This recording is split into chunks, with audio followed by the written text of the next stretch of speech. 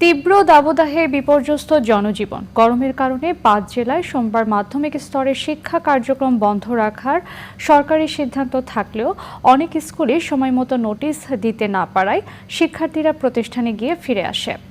আবার সরকারি নির্দেশনা না মেনে খোলা ছিল কিছু মাধ্যমিক স্কুল। প্রাথমিকে খোলা রাখার সিদ্ধান্ত থাকলেও শিক্ষকের অনুপস্থিতির কারণে অনেক স্কুলে পাঠদান হয়নি। তবে শিক্ষা মন্ত্রণালয় বলছে সবকিছু চলছে ঠিকঠাকভাবে। মুস্তফা মল্লিকের রিপোর্ট। তীব্র গরমে অস্থির সময় পার করছে বাংলাদেশ। হিট স্ট্রোকে বাড়ছে মৃত্যু।